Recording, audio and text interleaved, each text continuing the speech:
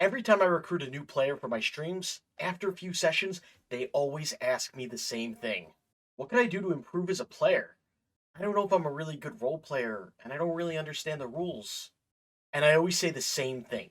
You're not a bad player, you're not a bad role player, you're just new. And to their credit, while there are a ton of guides on how to be a better player, as of this video, there are no guides in video or written format that explain how to be a better player for a D&D stream. And that's why today, I'm going to be that guide for you, by giving you 10 tips on how to be a better D&D streamer.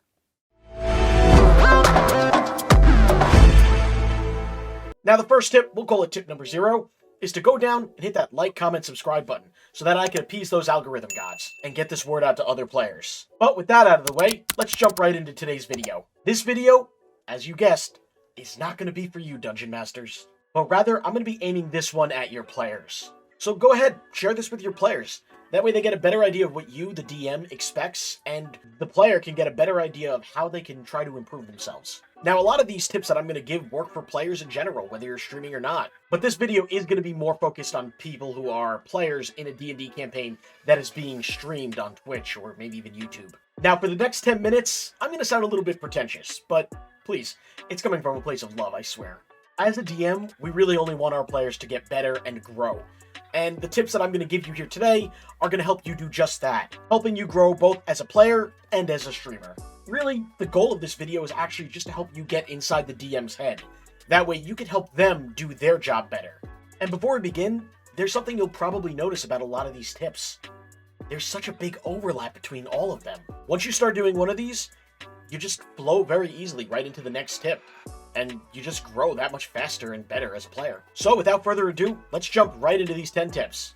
10 tips to being a better D&D player on Twitch. Tip number 1, know your spells and abilities. We do not expect you to know every single rule of D&D. In fact, here's a secret. Most DMs don't even know like 75% of the rules. We have no idea how every single ability and spell works. That's why, as the player, we kind of expect you to know how your class works and your abilities and all your spells and everything you can do. Or at least have it right in front of you, ready to read in case you're thinking about using one of them. If you study your abilities and know what they do, I swear your DM is going to absolutely love you. Tip number 2, help the DM answer questions for newer players. This is something you might probably be shocked to hear. But when you're not live streaming, the DM has so many things to pay attention to. Now, add in the fact that you are live streaming, and it is a very daunting task. That's why having one player who has a really good grasp on the rules is fantastic. That player can take the reins on answering any simple questions while the DM can focus on, well, DMing and streaming. In both of the games that I run, I have one player that does this, and I'm going to be honest, I never realized how much I really appreciate it until I was sitting down writing the script for this video. So even if you have just a little bit of a grasp on the rules, if there's any questions that any players ask that you might know the answer to, feel free to go and answer. Your DM will appreciate it in the long run, I promise. Tip number 3. The Dungeon Master is not your enemy. If your first campaign is Curse of Strahd, I don't think I'm going to be able to convince you this is true. But the reality is the DM is not actually working against you. We are trying to create a fun narrative story and really engaging and fun, challenging fights. We carefully plan out our encounters to create tension, make things that are going to be difficult for you to defeat, but so that you get that sense of reward and achievement when you do successfully beat them. Sometimes we throw easier fights at you, and that's okay. We do that to make you feel strong. Sometimes we throw challenging fights at you because we want you to have that difficult challenge to accomplish. And of course, sometimes we roll really differently than we thought we would when we planned those encounters. And the weak encounters become deadly, and the strong encounters become trivial. But we are never actively working against you. We want you to have the best possible time and create the most memorable experience that we can. We want you to have an absolute blast while you were playing this session. We want you to leave the session thinking about, oh my god, what's going to happen during the next session? That's why we sometimes throw difficult things at you. Tip number 4, be on time. This one is hard enough when you're not streaming the game. But then once you stream the game with an audience, now people expect you to be on time. You have audience members taking time out of their day to watch you. And unfortunately, in my experience, that doesn't mean players are going to show up on time. I still have games, even though they're being streamed, where I don't even know if a player is going to be there until 5 minutes after we're live. That is a horrible, horrible feeling. Don't do that to your DM. Sometimes I will write sessions where there will be very important character moments tied to their backstory, and that player will tell me they're going to be there that week, and then last minute, 5 minutes before we go live, bam, they tell me that they're not going to be there. And then everything I have planned for that session is gone out the window, and I have to make it look like I was prepared for this. And like I said before, it's not just unfair to your DM, it's unfair to your fellow players, and it's unfair to the audience who watches you. They take time out of their day to get invested in the character you created, so it's only fair to them too that you show up on time. And if you can't make it, then at least let your DM know in advance, not 10 minutes before they go live.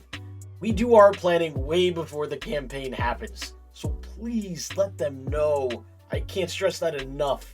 Tip number 5. Pay attention. During combat, one of the biggest time sinks is waiting for a player to decide what they want to do on their turn. It often doubles the length, even triples the length of combats.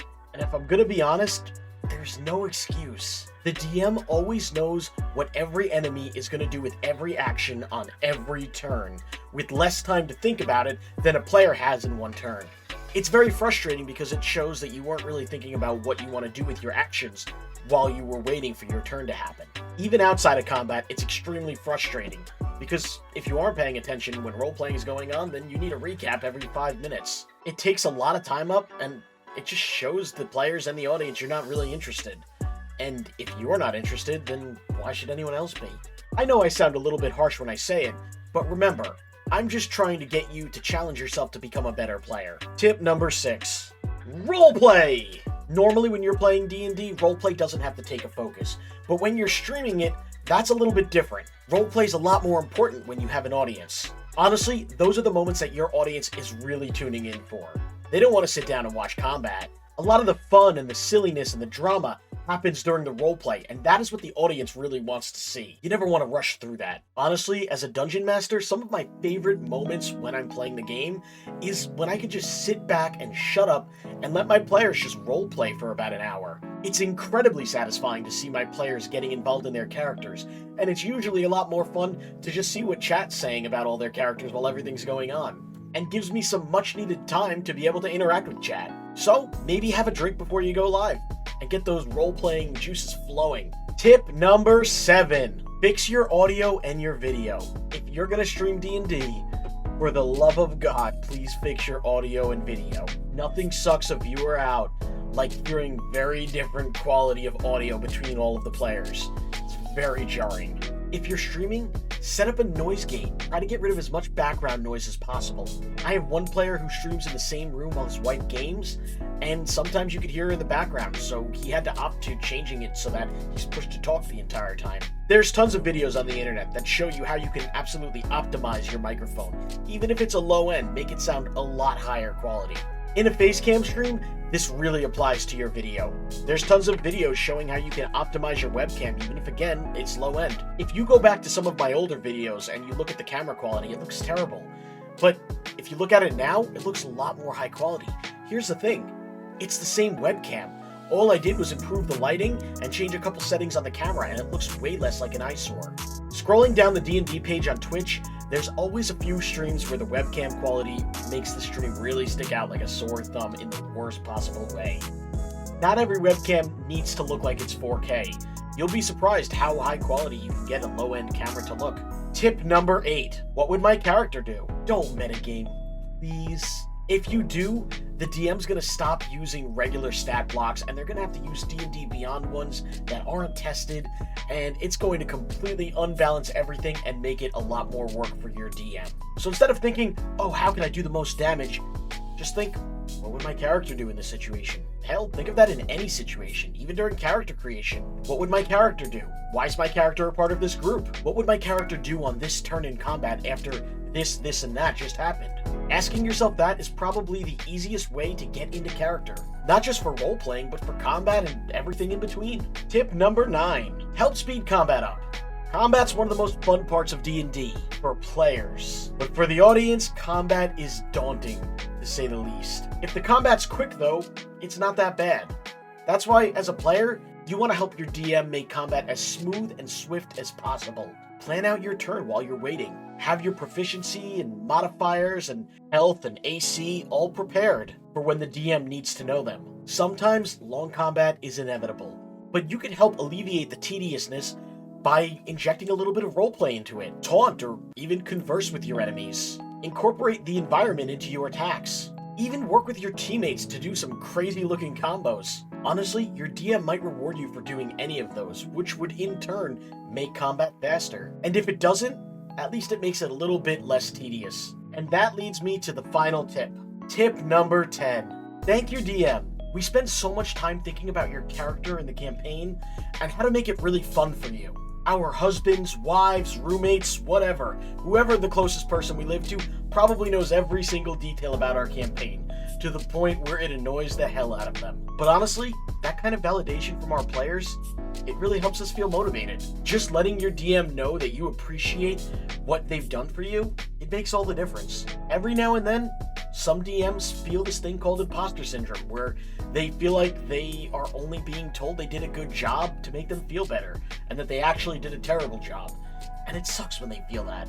When it happens, it makes the DM really question everything about their campaign. The best way to combat this and make your DM never feel that way is to always let them know they're appreciated. Thank them after every session. Let them know your favorite parts of the campaign. Just reinforce that you really enjoy the content that they are creating for you. It'll go such a long way, I promise. But that's it for my 10 tips on how to be a better player in a D&D livestream. There really is such an overlap between being a player in a livestream campaign and being a player in real life. Just a couple of small differences. Someone on Twitter put it best. Just pretend that the camera's not really there, and just be yourself, have fun, and then chances are everyone watching will probably have fun too. But with these tips, hopefully now you have a direction on what steps you can take to try and improve as a player. You don't have to improve everything all at once. Just work towards striving to some of these goals, and your DM will probably notice and love you for it. But that's it for this video. Again, if you like this comment, please hit that like button, subscribe, hit that bell, share if you can, and let me know down in the comments what type of topics you want me to cover next. Until then, I'll see you guys next week.